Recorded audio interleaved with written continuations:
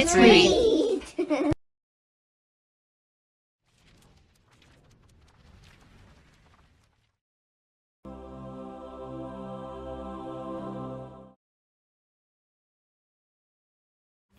Chapter 9. A Holiday, Then Horror. I examined the soft, fluffy balls Fritz handed me, then announced, "Why, it's cotton." "Cotton?" exclaimed Francis. "What's cotton?" "It's a plant from which most of our clothes are made," Fritz told him with great authority. "Come," I said to Elizabeth, "take a look. This discovery is going to make life here a lot easier." "Indeed it will," she answered. "Let's bring home all we can." The ripe pods had burst open, and the wind had scattered their contents over the ground. Some of the white fluff had gathered on the bushes, with the rest floating gently in the air. Working quickly, we collected as much cotton as our bags would hold. In the meantime, Elizabeth filled her pockets with seeds to plant in her garden above Tent House. "You know," I said as we trudged home, "this is an important occasion, not just because we discovered cotton, but for another reason too.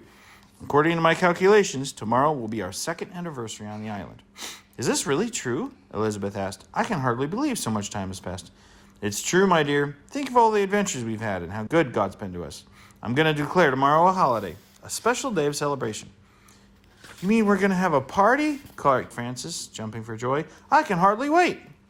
Actually, Francis didn't have long to wait, for when the morning dawned, Liz and I had the entire day's party planned. Greeting my sons on the lawn beneath the falcon's nest, I said, "You boys have been practicing wrestling, running, swimming, shooting, and horseback riding here on the island for 2 years. Now we're going to see who the champions are of these various things." So the competitions began, with Liz cheering the boys on and Turk and Flora running alongside them. Unquestionably, the highlight of the day was the horseback riding. Fritz mounted Lightfoot and Ernst rode Grizzle, but they were no match for Jack's skillful handling of the wild buffalo. A practiced groom could not have managed a thoroughbred horse with more grace and ease. "Jack, my boy," I boomed out, "I hereby declare you winner of the contest." "No, Papa," interrupted Francis. "You haven't seen what I can do yet." And into the arena rode Francis, mounted on his young buffalo bull, Broom, who was only 4 months old. Liz had made a saddle of kangaroo skin and stirrups that adjusted to Francis's little legs. There he sat, a whip in his right hand and his animal's bridle in his left. With his brothers urging him on, Francis proceeded to maneuver his steed beautifully. Around and around the ring they went, with the buffalo obeying instructions to the letter. "Francis," I said, "I'm really proud of you. What an expert horseman you've become." When the contests were over, we hurried to the grotto, which was ablaze with torches. Elizabeth, as queen of the day, was seated in a special elevated chair decorated with flowers. As I called the boys forward to receive their prizes, she gave each one a kiss on the forehead. Yep. "Fritz," I began, "you are our champion, swimmer and expert shot. This English rifle and hunting knife are your rewards." "Thank you, Father," he said, coming forward to claim his prizes. "I shall always cherish them as a remembrance of this day. Ernst," I continued, "you are without a doubt our best runner. Please accept this gold watch for your own. And Jack, these steel spurs are yours for outstanding horsemanship." "Thank you, Father," they both said with big grins. "Now, Francis, I have not forgotten you," I assured him. "For your skill in riding your buffalo, I present you with these new stirrups and a box of colors.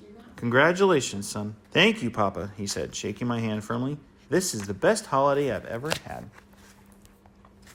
Turning to Liz, I slipped my arm around her waist. "My dear, this sewing box is my gift to you for all your courage and support during the last 2 years. There were tears in her eyes as Liz opened the box and fingered the needles, thread, and scissors. "Thank you," she whispered. "I think this has been my favorite holiday, too." And so our day of celebration ended on a very happy note. The next morning, we were all back at work, since we were well aware the rainy season was close. For safety's sake, we usually worked in pairs. However, at noon, Jack mounted Grizzle and rode off alone to Flamingo Marsh. Here, he hoped to find some thin twigs with which to build nests for our pigeons. As he reached the outskirts, he heard nothing but the mournful cry of a whippoorwill. He proceeded in slowly on foot, stopping occasionally to examine the rushes. To his dismay, they were much too thick to cut. Deeper and deeper in the swamp he went. Suddenly, he came to a spot that was a mass of soft black mud. "Oh dear," he said, "this isn't the way I want to go."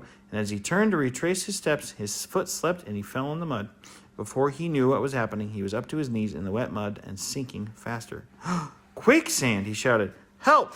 Oh, somebody help me!"